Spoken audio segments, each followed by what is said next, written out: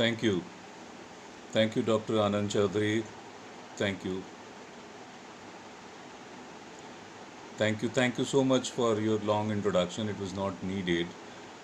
In fact, I thank you, Dr. Anand Chaudhary and Dr. Shilpi Kavita also for inviting me to this international conference on growth, resilience, and sustainability in a dynamic world. I'm also thankful to Mr. Samren Singh, Chairman, Mr. Deval Singh, Vice Chairman, and Professor Dr. Ravi Kishore Ravishankar Kumar Singh, who is the Director of your ISM Patna, for giving this opportunity.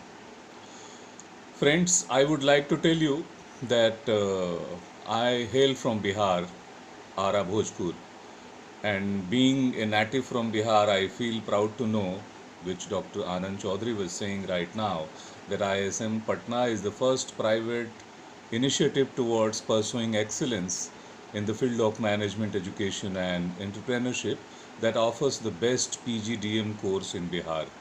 I feel proud to know about this, and I congratulate the ISM Patna for getting this, accolade or status. So today, distinguished guests, faculties, and students, it is my pleasure to welcome you all to this important event. And since we are talking about growth, resilience, and sustainability in a dynamic world, first of all, we need to understand what this concept actually is. So, in my views, this is a concept that refers to the ability of individuals, organizations, and communities to thrive and adapt to changing circumstances in a way that supports both economic and environmental sustainability. In a dynamic world where technological, environmental, and social changes are happening very rapidly, it is very crucial to prioritize growth, resilience, and sustainability to ensure long term success and prosperity. This requires a focus on innovation, adaptability, and responsible resource management to create a thriving and sustainable future for all. Jemius Cascio, a futurist, has said, resilience is all about being able to overcome the unexpected, and sustainability is about survival. The goal of resilience is to thrive. And I would say that resilience should be seen in fact as the ability to deal with adversity, withstand shocks, and continuously adapt and accelerate as disruptions and crises arise over time. Disruptions are not new, and societies have developed sophisticated ways of managing them, using institutions to create stability against extreme events. Since the beginning of the millennium, societies, economies, and the earth itself have been subject to disruptions of increasing frequency and severity. Each involves differently from the others, but many disruptions have overlapping consequences that can be long lived and are not completely understood at the time of impact. Nowadays, the buzzwords for organization to be prepared for the competitive environment's challenges are sustainability, digitalization, resilience, and agility. However, despite the fact that these concepts have come into common use at the level of both scholars and practitioners, the nature of the relation between sustainability and resilience has not yet been sufficiently clarified. So, the UN Department of Economic and Social Affairs says sustainable development is the pathway to the future we want for all. It offers a framework to generate economic growth, achieve social justice, exercise environmental stewardships, and strengthen governance. So, above all, there is still no evidence of what factors determine greater resilience to change in an organization, and that also wants to be more sustainable, especially in times of crisis and discontinuity. I would like to quote again Mr. Ban Ki moon, who is the former Secretary General of the United Nations. He had said, sustainability is no longer a choice, It's a necessity. We need to create a world where we can sustainably meet the needs of everyone without compromising the ability of future generations to meet their own needs.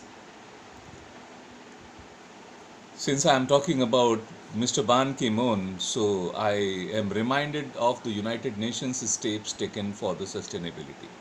In 2000, at the turn of the millennium, realizing the importance of growth, resilience, and sustainability in a dynamic world, and highlighting the need for adaptation, innovation, and sustainability to ensure a better future for all, the world's nations set themselves development goals with an ambition to reach in the following 15 years, from 2000 to 2015. So, referencing the historic moment of their inception of UN, it was named the Millennium Development Goals, or MDGs for short. And as we all know, and also outlined in the preamble of the UN Charter, the United Nations was created to save succeeding generations from the scores of war which twice in our lifetime has brought untold sorrow to mankind. But the Millennium Development Goals set 8 targets for realizing these values around the world by 2015, and served as the focus for UN work throughout the period. What were these 8 Millennium Development Goals? I will talk about the Sustainable Development Goal, but I just want to remind what was before this Sustainable Development Goal. So there were 8 targets for the Millennium Development Goal, and they were: eradicate extreme poverty and hunger, achieve universal primary education, promote gender equality and empower women, reduce child mortality, improve maternal health, combat HIV/AIDS, malaria, and other diseases. HIV/AIDS and malaria was a big, kind of diseases of those days. Ensure environmental sustainability, and eighth, global partnership for development. These were the 8 goals set by United Nations, and these were called as the Millennium Development Goal. While the MDG was in progress, the Ban Ki-moon once said, meeting the goal is everyone's business. Falling short would multiply the dangers of our world, from instability to epidemic diseases to environmental degradation. He has cautioned because he knew that the world is not going to achieve these targets. So he said, but achieving the goals will put us on a fast track to a world that is more stable, more just, and more secure. Billions of people are looking to the international community to realize the great vision embodied in the Millennium Declaration. So, did we actually achieve the MDGs that we set ourselves? If you ask me, I would say no.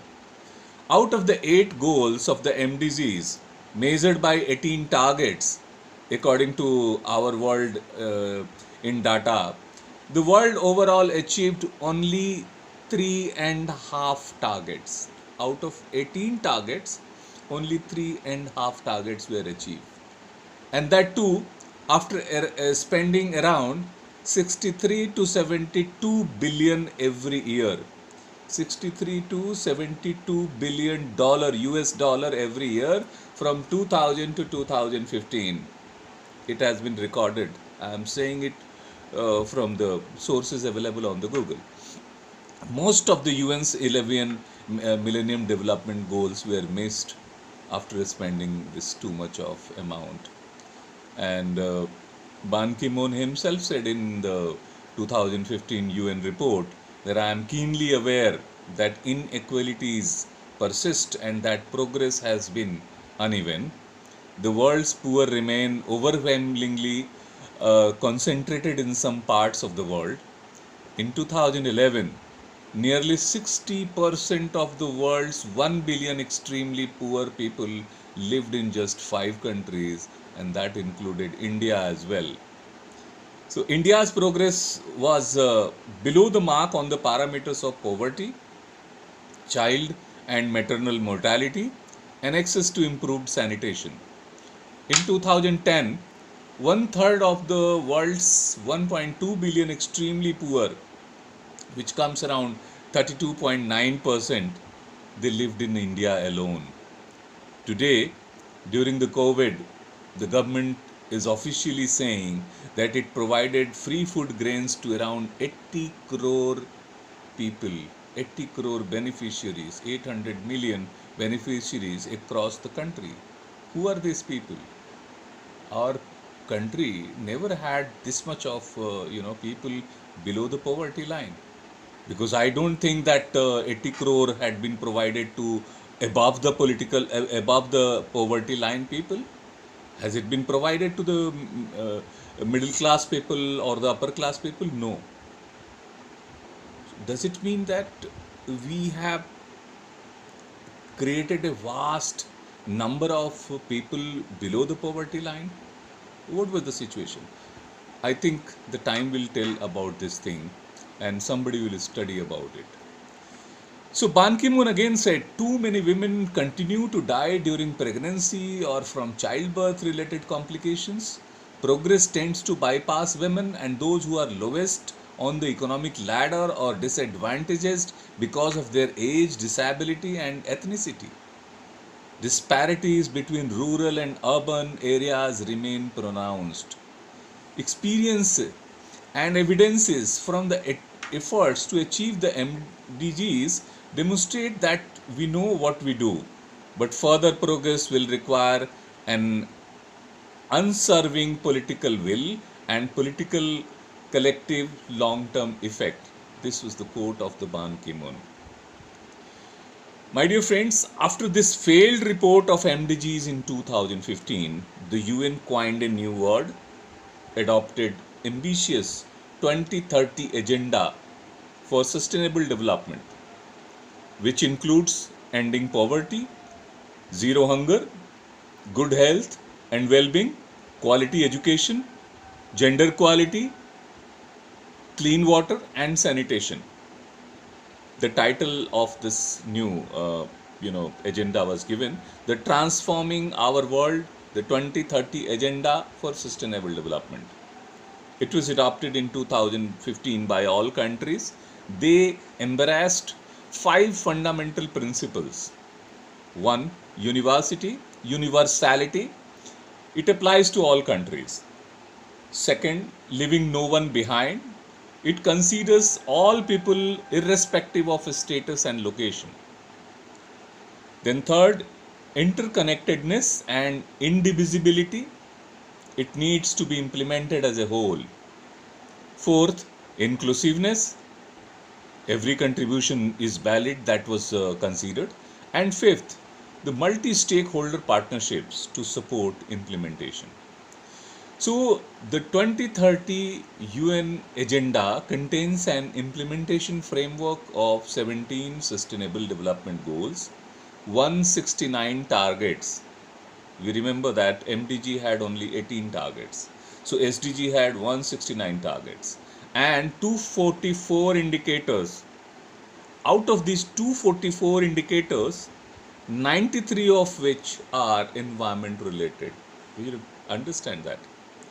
So these 17 SDGs mostly addresses poverty, hunger, health, education, equality, clean water, sustainable energy, and so on. Now, what is the situation? Only 7 years are now left to achieve these SDGs, which are aimed to transform our world.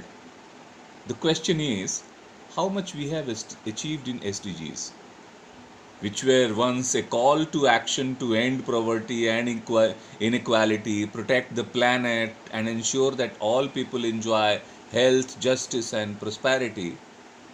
So, this is the time we should analyze how much we have achieved. Although some progress have been made towards achieving these goals, such as reducing poverty and hunger, increasing access to education and healthcare, and improving access to clean water and sanitation, some achievements have surely been achieved. But overall, The progress has been slow or stagnant in other areas such as reducing inequality, addressing climate change, and promoting sustainable consumption and production patterns. And this is, I'm not saying this. The 2022 report, which was released earlier this year, that says that the results are not great. And that too, how much is spent, how much was spent by the UN, by the global community. The estimated cost of achieving the SDGs is much higher than that of the MDGs. The estimate says it ranging from 1.4 trillion to 2.5 trillion per year. This much we are spending on the achieving the SDGs. Antonio Guterres, Secretary General, wrote in 2019 itself that our world as we know it and the future we want are at risk. Despite considerable efforts, we are not on track to achieve the Sustainable Development Goal by 2030, he said in 2019 itself. We must dramatically step up the pace of implementation as we enter a decisive decade for people and the planet. We must connect the dots across all that we do as individuals, civic groups, corporations, municipalities, and member states of the United Nations and truly embrace the principle of inclusion and sustainability, Antonio Guterres had said in 2019. Peter Lacey, the Global Sustainability Services Lead and Chief Responsibility Officer of the Accenture, also said, not meeting the SDGs is a real concern. It's also an enormous opportunity for companies that reinvent their enterprises and harness sustainability as one of the key forces of changing in the next decade, using technology and innovation to drive growth. Today, when we are talking about growth, resilience, and sustainability, which is the topic of our conference today, we can see that the world is beset by several crises of global importance. The Ukraine-Russia war has also shocked a world weary. The threat of third wave of COVID or the coronavirus, which officially took more than 8.3 million lives till today, as of April 2023, is still looming large. The COVID-19 pandemic has also had a significant impact on SDG progress, with many countries experiencing setbacks in areas such as health, education, and poverty reduction. The pandemic has highlighted the interconnectedness of global challenges and the need for coordinated action to address them. In fact, the 5 Ps or the 5 principles on which the United Nations was built, that was peace, prosperity, people, planet, and partnerships, are yet to be achieved. As on April 29, 2023, today, we all know that India's population has surpassed China's population. We are number one in the world. We are the most populated country in the world. The global population has also crossed 8 billion people on November 15, 2022 itself, last year itself. So we are faced with the challenges of meeting the needs of a rapidly expanding population while also protecting our planet. Furthermore, climate change remains one of the biggest threats to our world. In the face of these challenges, it is clear that we must take action to ensure that our world can sustainably support the needs of current and future generations. We must promote growth that is both inclusive and sustainable, while also building resilience to withstand the shocks and disruptions that we are likely to face in the future. So in conclusion, the challenges we face in the world today are very complex and multifaceted. However, If we work together and take action to promote growth, resilience, and sustainability, we can build a world that is more equitable, prosperous, and sustainable for all. But to achieve this, we must focus on building more sustainable economies, promoting clean energy. I'm very hopeful because Government of India is seriously taking up this, e-mobility drive, and we also do organize several conferences related to e-mobility in the country. So we are connecting the e-mobility to the youth. That I'll talk to you sometime separately. So the government is promoting clean energy. We also need to invest in green infrastructure. We must also prioritize the development of sustainable agriculture and food system, as well as invest in education and healthcare to build a more equitable and resilient society. My dear friends, are you aware that Israel, which is a very small country that we all know, has only one or two, agriculture related universities? How many universities we have in India, agriculture related?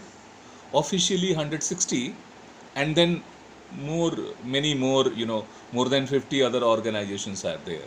So we have around 200 agriculture related universities and institutions, big universities, big institution. Recently I went to Pusa, the ICAR, huge campus in the heart city of the national capital, Delhi. You know, spread in, thousands and thousands of acres. What is the result? The result is Israel is coming to teach us how to increase your food grain production. They have established 16 center of excellence in India, and they are teaching us, a small country. So we will have to see. We have created huge infrastructure, number of institution, n number of people are there, appointed as the officials, experts, academicians, and so on. They're spending huge. The result? And why this? I asked one of the Israeli ministers one day that how it is that we have so much of infrastructure, manpower, brains, experts, and you are coming to teach us. You are a small country. Then he said, my dear friend, in your country, the PhDs are given just for a sake of, putting with the name that Dr. Omkareshwar Pandey. The long bibliography in the PhD shows that you have cutted and pasted from long list of the, books and sources. That doesn't mean that you have done something new, innovative, and your own. Also, what they do, if somebody comes with a thesis, the Israeli authorities will say, okay, fine, Mr. So and so, keep this thesis report on the table. Let's go to the ground. Please implement it. Show it to us, how it is working, and then you will be awarded with the PhD. This is the great difference. So, if we have to achieve the resilience, sustainability, and other things, we will also have to work on the enhancing the quality of education. Today, information is power. You know that. And knowledge is enemy of all problems. The application of correct information or the right knowledge can have a bigger impact than any technology. It can save lives, show the path of sustainability, and support in achieving prosperity. If you remember, during COVID-19, we have seen the power of information as well as the benefits of a well-connected community. Oxygen कहाँ मिलेगा? अगर right time पे आपने बता दिया तो उसकी जान बच जाएगी. कौन सी दवा कैसे मिलेगी? सही समय पे सही सूचना अगर मिल जाती है तो वो लाइफ्स को बचा सकती है. बट क्या सिचुएशन है आज? Even the WHO had to say that if I am worried about the pandemic, COVID-19 pandemic, I'm also worried about the infodemic. Infodemic means this is the fake news, you know, disinformation, misinformation campaign which is going on, and we every day we receive on our WhatsApp, and we forward without verifying the facts, without understanding who has sent it and what is the intention behind and what is the reality behind. So that also has to fought equally. So that's why we need to build up a community bound together with the threads of information and empowered with the power of knowledge. And as you said in my introduction, I have created 11 knowledge networks that includes Indian thought leaders, global thought leaders, education thought leaders, and women thought leaders, and up to Commonwealth thought leaders. So we have experts from 40 countries. Anybody is welcome to join those groups. We can connect on the Facebook, LinkedIn, and anywhere. So, because why we are doing it? Because if India has to become global knowledge leader, global Gyan Guru by 2047, as our Prime Minister has been saying, so we'll have to increase the knowledge driven society, economy, and leadership. So that's why these efforts of ISM Patna is also very, very important, that you are at one side, you are talking about the subject, and also, encouraging and developing a kind of knowledge leadership. Today, we are confronted with a world that is rapidly evolving and constantly changing. The global pandemic has demonstrated how interconnected our world is, and it has highlighted the need for us to come together to address the challenges that lie ahead. As Satya Nadella, CEO of Microsoft, has said, in a world of rapid change, standing still is the quickest way to fall behind. Growth and innovation require embracing uncertainty and adapting to new realities. And I would like to quote John Jit, former CEO of Puma, who says, sustainability is no longer about doing less harm, it's about doing more good. And Gary Lawrence is right when it says, sustainability is a political choice, not a technical one. It's not a question of whether we can be sustainable, but whether we choose to be or not. And finally, Paul McCartney says, there must be a better way to make the things we want, a way that doesn't spoil the sky or the rain or the land. And with these words, I would like to thank Dr. Anand Kumar Chaudhary, to you, Dr. Shilpi Kavita, and the entire top management of ISM Patna. I enjoyed talking to you. I am available for any question answer if you require. And thank you so much.